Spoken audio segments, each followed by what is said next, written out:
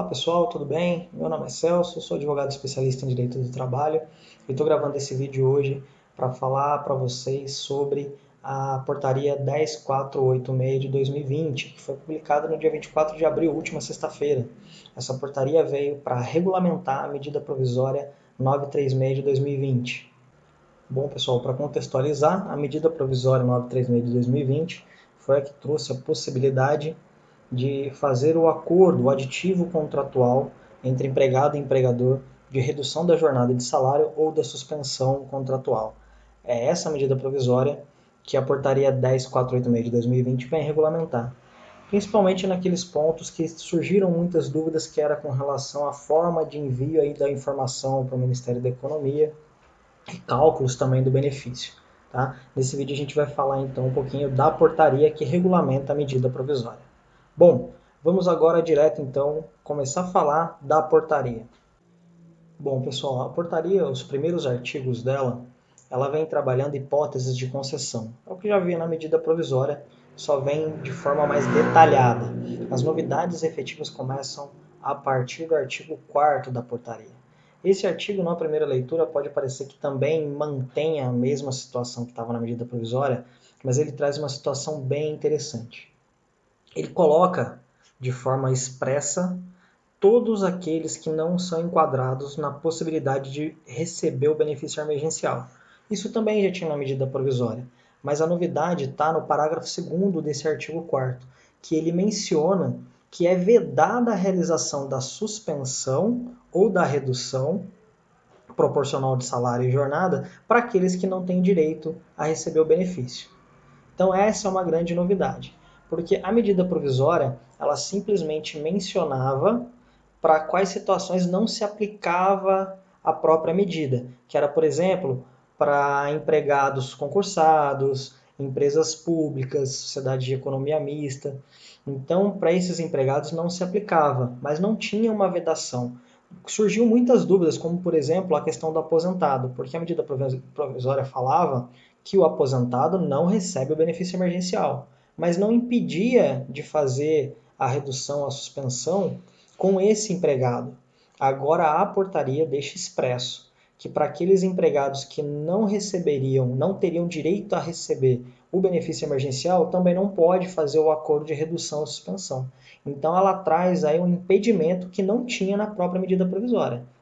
Da leitura da portaria, a gente consegue extrair o entendimento de que não é possível fazer a redução ou a suspensão para aqueles empregados que recebem benefício de prestação continuada da Previdência Social, como, por exemplo, o aposentado.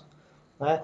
Eu, particularmente, acho uma contradição a portaria vir nesse sentido, porque você imagina que o aposentado já é aquela pessoa que possivelmente vai estar ali naquela idade que é considerada de risco, né, para a questão do coronavírus.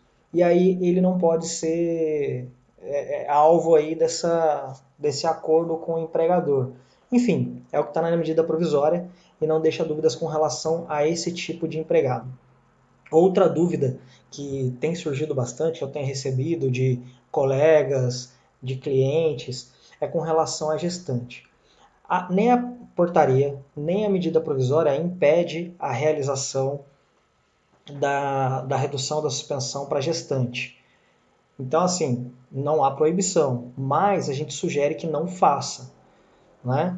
Porque tem a questão do salário maternidade, que isso vai interferir na hora do pagamento, porque o benefício emergencial tem um cálculo diferente, então a gente sugere que não faça.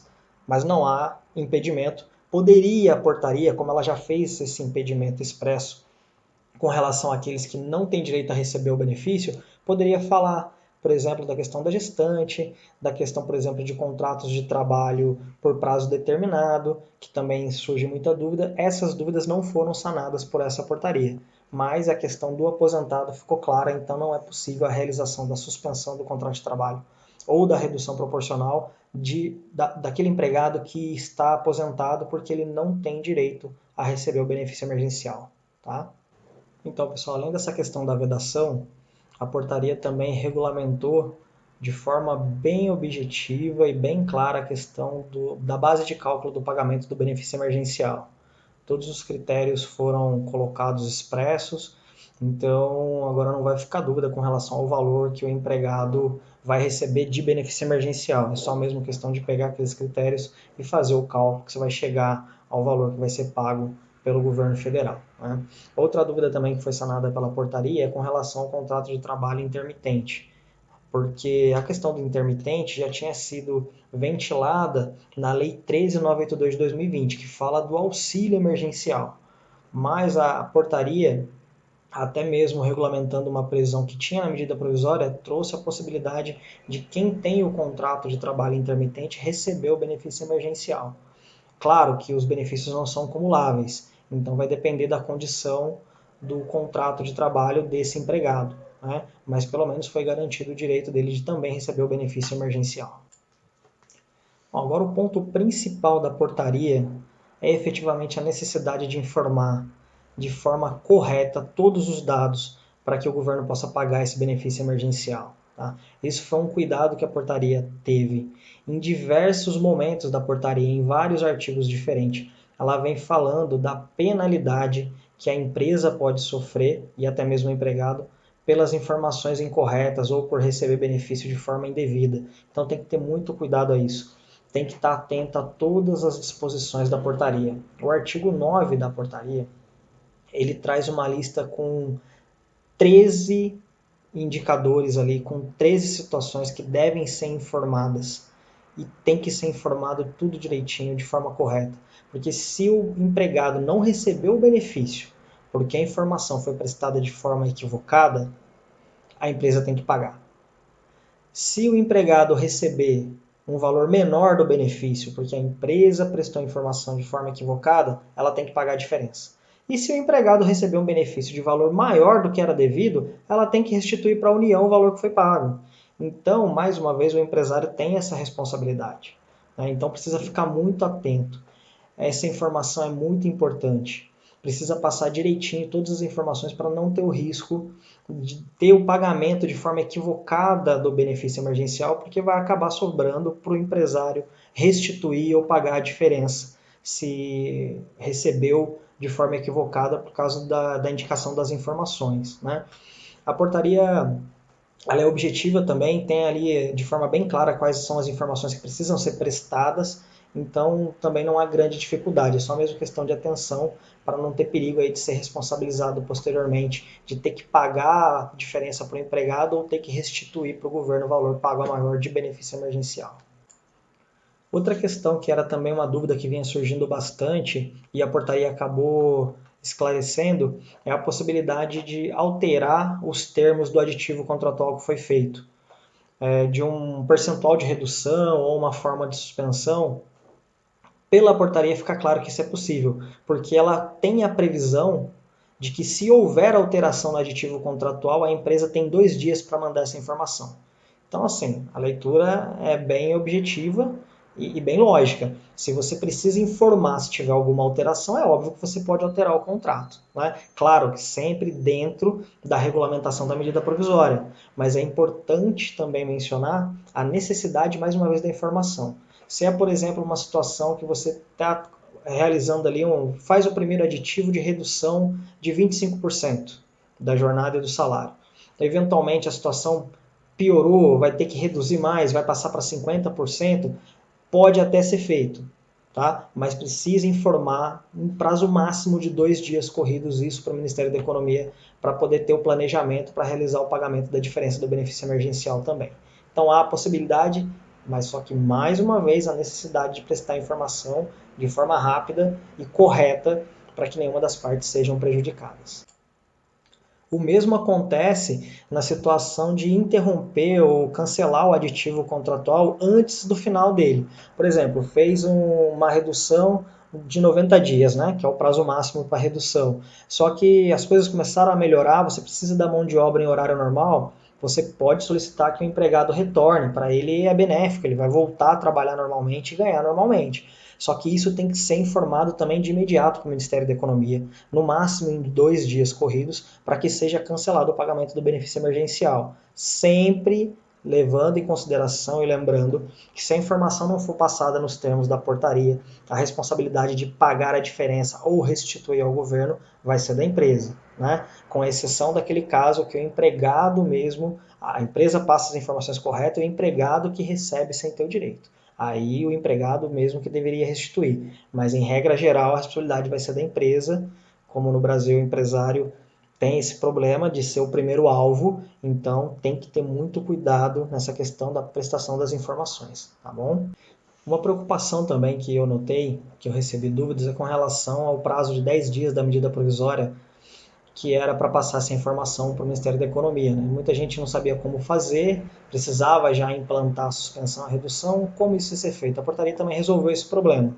A portaria menciona que para aquelas empresas que fizeram a redução e a suspensão e ainda não prestaram a informação, ela tem 10 dias para fazer, contado da data da publicação da portaria, tá? Que, reforçando, foi no dia 24 de abril, na última sexta-feira, a publicação dessa portaria. Então você tem 10 dias contados dessa data para poder informar o Ministério da Economia se ainda não foi feito. Mas se já foi feito, porque a plataforma já estava aberta, ainda que, acredito que não com todas as informações, mas a plataforma já estava disponível para aqueles empresários que já fizeram o cadastro e já prestaram as informações, contados da data da publicação também, ele tem 15 dias para verificar se todas as informações foram feitas de forma correta e se não foi feita para fazer essa retificação. Isso é muito importante, tá, gente? A portaria está trazendo aí a possibilidade de estar renovando o prazo para aqueles que ainda não informaram e está concedendo o prazo para quem já informou para corrigir as informações se tiver alguma inconsistência. Isso é muito importante. Então, tem que pegar a portaria, pegar o artigo 9, ver todos os critérios que precisam ser informados, olhar direitinho, entrar no sistema quem já informou, ver o que precisa corrigir, se há alguma coisa para corrigir.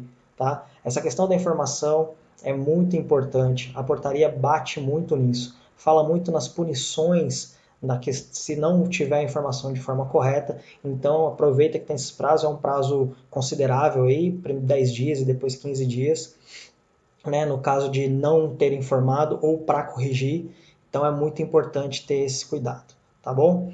Pessoal, isso é o que eu trouxe para vocês com relação a essa portaria, porque o tema já foi muito debatido quando eu falei da medida provisória 936 e ela está só regulamentando aquilo que a gente já sabe.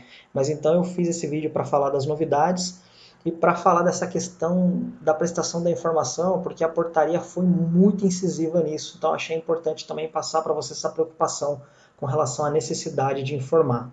Então nesse vídeo a gente falou da questão da vedação dos contratos que não podem ser feitos, para aqueles empregados que não podem aderir à medida da 936, das informações que devem ser prestadas e dos prazos dessas informações. Esse é o resumo do que a gente falou aqui hoje, eu espero que vocês tenham gostado. Se tiverem alguma dúvida, me envie nos meus canais sociais, por e-mail, por telefone, da forma que precisarem, eu vou estar sempre aqui para ajudar. Tá? Quem gostou, peço para se inscrever no meu canal, ativar o sininho aí que ainda vou estar postando mais novidades, porque essa fase a Justiça do Trabalho, a legislação trabalhista está se movimentando muito, e o que eu puder ajudar aí para informar vocês eu vou estar fazendo, tá bom? Obrigado, um beijo, até a próxima pessoal, tchau, tchau.